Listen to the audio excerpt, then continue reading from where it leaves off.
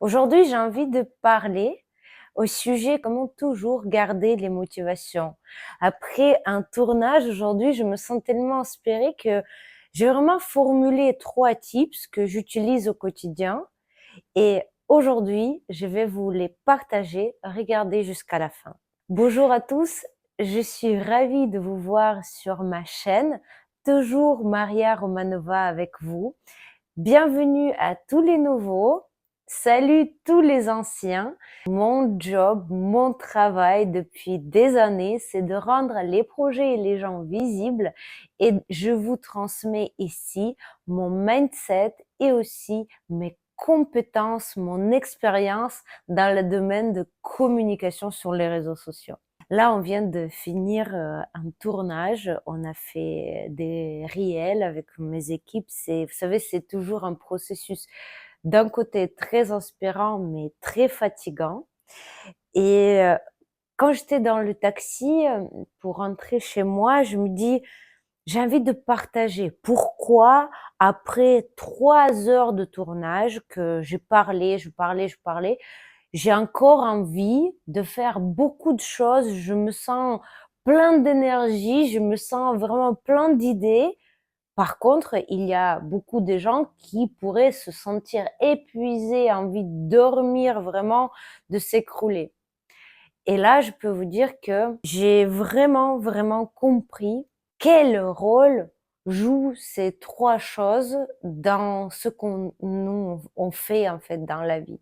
La première chose, pour vraiment garder la motivation, c'est de trouver choses que tu fais pour gagner ta vie, pour avancer, et cetera, mais les choses qui sont vraiment alignées avec ton mindset, c'est vraiment quelque chose que tu as envie de faire. Regarde ma réflexion. Quand on était à l'école, on a le programme à l'école. Après, on rentre dans la vie, soit la vie professionnelle, donc on trouve un emploi, donc il y a quelqu'un aussi qui dit qu'est-ce qu'on doit faire. Soit on va à l'université, c'était mon cas. À l'université aussi, il y a un programme, donc tu es quand même guidé.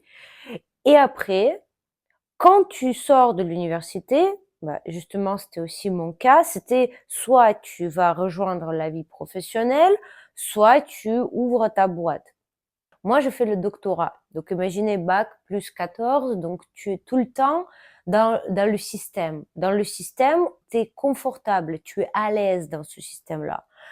Alors, tu sors et pour moi, c'était le choix aller faire quelque chose dans une entreprise bah, qui est pas le mien, donc entre guillemets travailler pour le rêve de quelqu'un ou créer quelque chose qui est à moi. Alors j'avais pas d'idée et j'étais un petit peu obligée de creuser quelque chose au fond de moi. Qu'est-ce que j'ai envie de faire? Et à l'époque, j'avais trop envie de partager avec le monde entier que je vis en France, dans le sud de la France, et j'ai commencé à faire le blog. À partir de ce blog, dans quelques mois, je lançais le site et hop, en 2014, j'ai lancé mes circuits gastronomiques. Au fait, j'ai trouvé quelque chose que j'ai envie de faire et qui m'inspire même sans argent. Donc, premier tips, la chose qui va te donner au maximum d'énergie et avec laquelle tu vas jamais être fatigué, c'est ce que tu peux faire même sans qu'on te paye. Et là, par exemple, aujourd'hui, pourquoi je suis jamais fatiguée de Reels? Pourquoi je suis jamais fatiguée de créer des scénarios? Pourquoi je suis jamais fatiguée de créer des vidéos? Parce que c'est quelque chose que je peux faire sans qu'on me paye. Et c'est ça, en fait, qui permet de faire durer les projets qu'à l'infini. Deuxième chose, on pense toujours que l'inspiration, c'est à l'extérieur.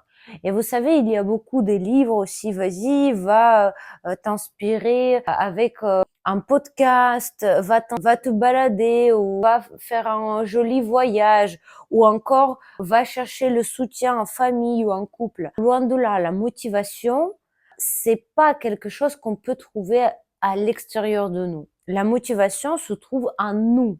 Si tu commences à chercher la motivation à l'extérieur, Il faut se rendre compte que c'est temporaire. Donc, tu vas voyager, tu vas dépenser un gros budget, mais l'effet de cette inspiration est temporel.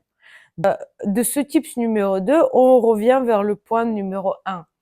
Tu vas être toujours inspiré par quelque chose que tu fais sans argent.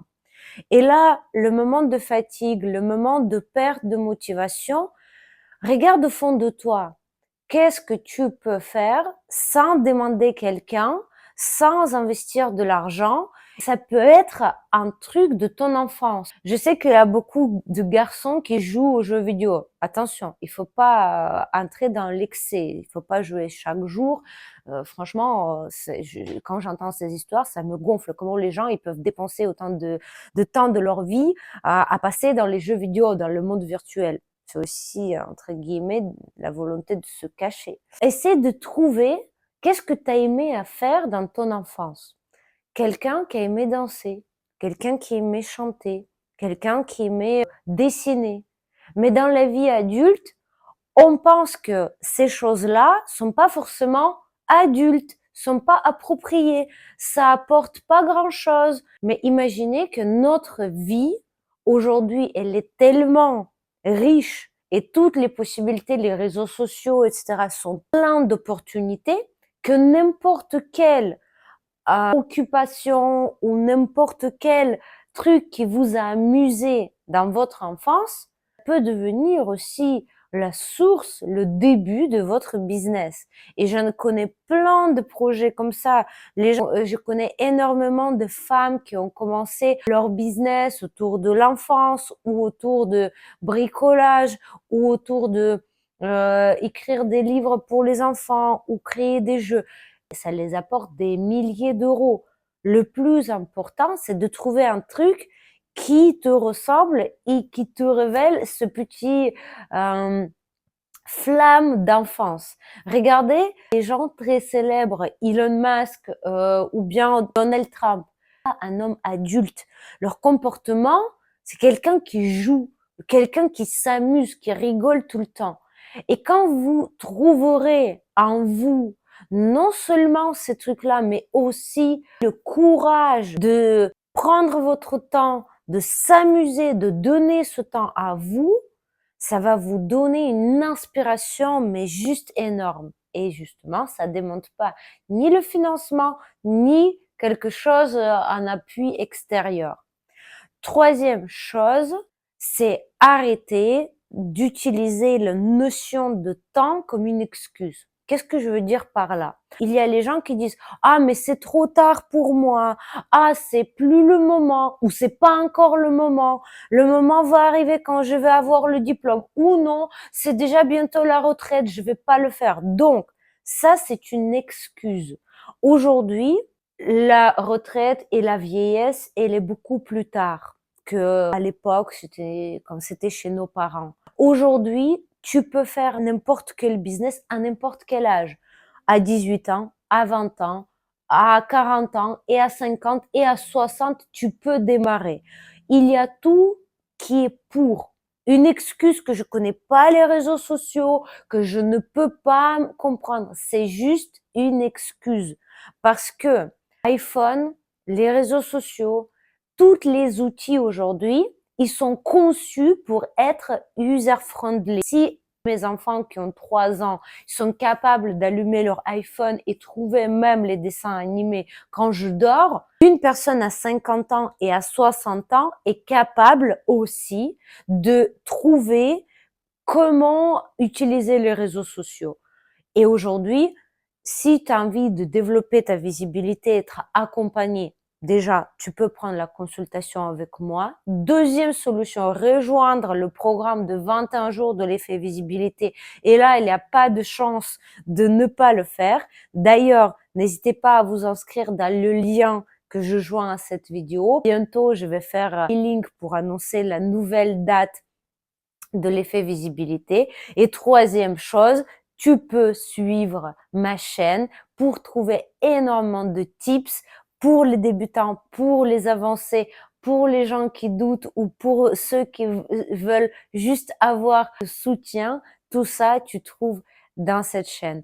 N'hésite pas à t'abonner, à me laisser le commentaire. Je t'attends pour la prochaine vidéo et je te souhaite beaucoup de motivation, beaucoup d'inspiration pour ce que tu fais. Je crois en toi, tu vas le faire, tu peux le faire.